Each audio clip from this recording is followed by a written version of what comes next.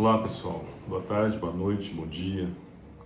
Aqui com vocês falo Márcio Nuziano, da Log, na Rota do Frete. Estou com a intenção de falar com vocês aí hoje sobre esse cenário que a gente está vivendo. Transporte de cargas no Brasil em 2026. A tempestade perfeita ou uma janela de oportunidade? O setor de transporte rodoviário de cargas vive, nesse primeiro semestre de 2026, um dos momentos mais complexos e contraditórios de sua história recente. De um lado, uma safra agrícola gerando uma demanda explosiva. Do outro, um conjunto de pressões que comprimem as margens e tensionam o ânimo da categoria. Entender essas forças é essencial para quem opera, investe ou presta consultoria nesse mercado. Não é fácil. Vamos tentar esmiuçar. A guerra no Oriente Médio e o diesel como variável central. O conflito no Oriente Médio deixou de ser um ruído distante para se tornar um custo real nas planilhas das transportadoras brasileiras. A insatisfação da categoria cresceu junto com a cotação do petróleo no mercado internacional, pressionado pelo conflito na região. Para autônomos e pequenas transportadoras, o custo subiu antes que o frete reagisse. Primeiro subiu o custo, depois o frete reage. O impacto é direto e mensurável. A Petrobras anunciou um reajuste agora recente de 11,6% nas refinarias nesse mês de março de 2026, elevando o diesel em 0,38 centavos por litro. E somado às altas anteriores que já tínhamos tido, o combustível acumula quase 20% de aumento em poucas semanas. A média nacional do diesel S10 é média, então tem região que foi maior do que isso. Chegou a R$ 6,90, segundo os dados da ANP, Agência Nacional de Petróleo. Na prática, um caminhoneiro em uma rota entre Paraná e Minas Gerais nos relatou um aumento de R$ 890 no custo do diesel em apenas uma semana, sem qualquer reajuste no frete. Então, se ele tinha R$ 1.000 de lucro, supostamente dizendo, já caiu para 110. Esse descompasso entre custo e receita é a principal fonte de tensão que nós temos no setor nesse momento. Está descompassada aí a receita com o custo. Aí vem junto com isso o juro alto, que é o freio no investimento. Não tem ninguém querendo comprar caminhão. Pressão no caixa, com juros na casa de 15%, as decisões de compra, 15% anual, pressão de compra, as decisões de compra foram limitadas em um mercado altamente dependente de financiamento. Quase todo mundo compra caminhão financiado.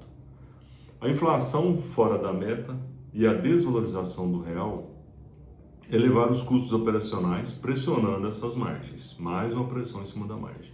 O reflexo é visível na renovação de frota. Montadoras encerraram 2025 reduzindo a produção para ajustar os estoques. Movimento que evidenciou um desequilíbrio entre oferta e demanda. Ele foi evidenciado por isso aí. Para 2026, o programa Move Brasil, foi lançado recentemente pelo governo aí, anunciado como amortecedor, mas os analistas estão avaliando que não será um grande motor do mercado, não. Apenas um alívio parcial em um ano de transição. Temos eleição, ainda tem mais essa para somar, né? O equilíbrio do fluxo de caixa em um cenário de alto custo de combustível e taxa básica de juros elevada é apontado como uma das maiores preocupações do setor para os próximos 2 anos. Essa recente queda aí na taxa da Selic de 15 para 14,75, ela é positiva como um sinal, mas insuficiente como alívio imediato.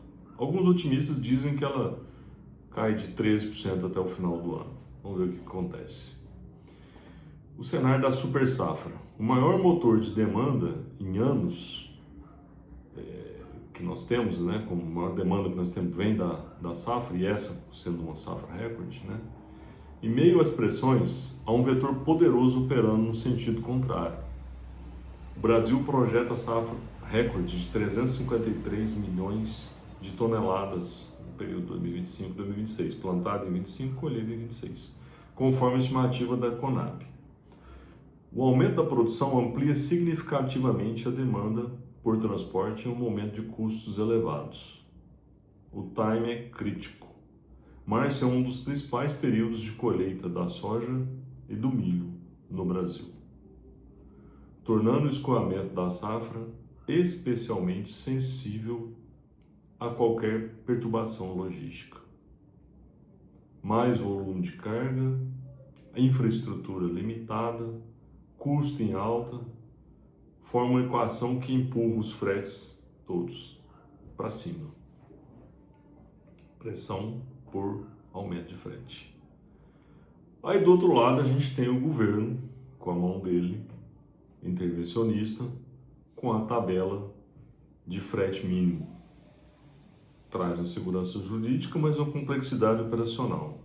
Publicação da resolução da NTT 6076, de 20 de janeiro de 2026, marca uma nova fase para o transporte rodoviário de cargas no Brasil.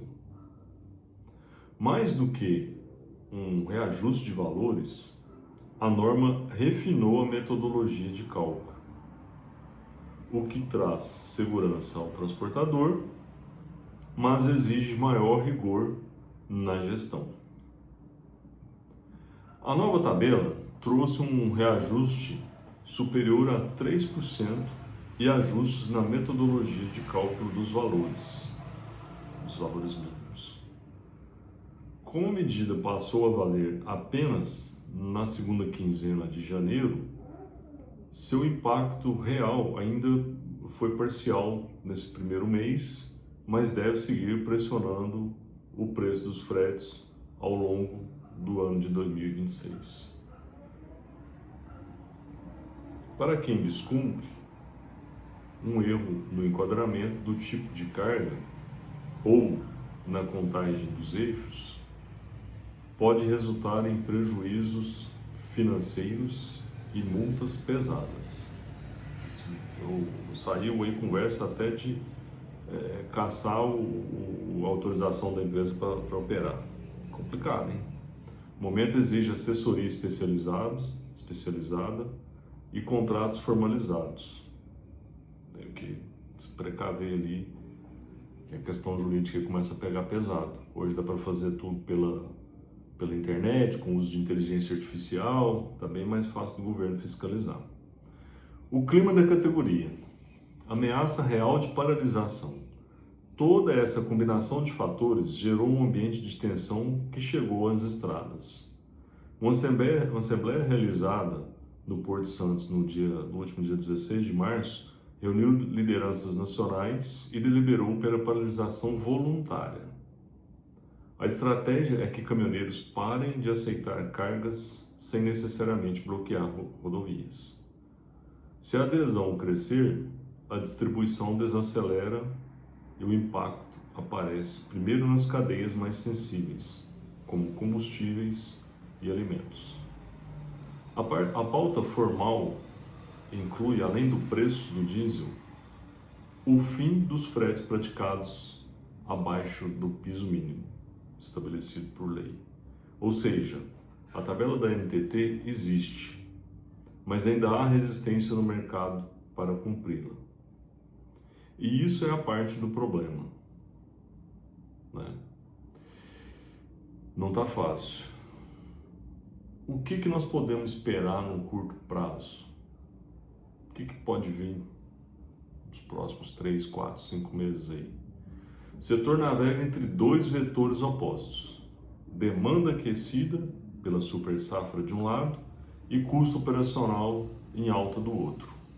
O transportador que souber precificar corretamente, com base na tabela da NTT, reduzir viagens vazias, formalizar contrato e usar plataformas digitais para otimizar rotas estará em posição competitiva relevante. Para embarcadores e empresas que dependem do transporte, o recado é claro. Quem embarca? O recado é claro.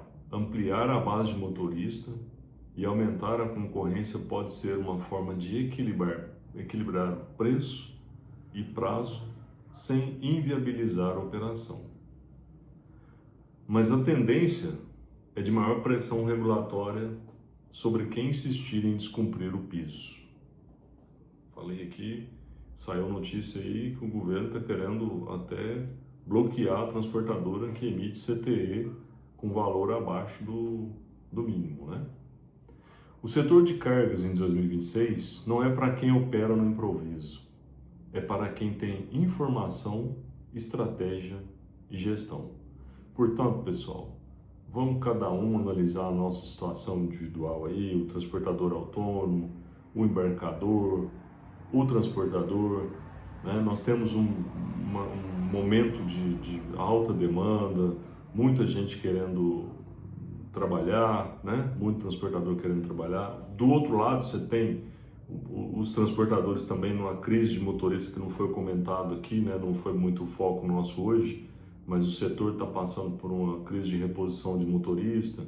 Então, quem sabe isso não seja um momento de incentivar novos entrantes, né?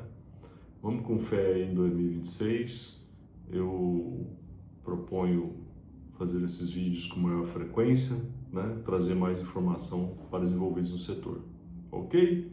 Temos toda uma boa semana aí, né? Vídeo gravado no domingo. Hoje, domingo, dia 22, às 19 horas. Um abraço a todos.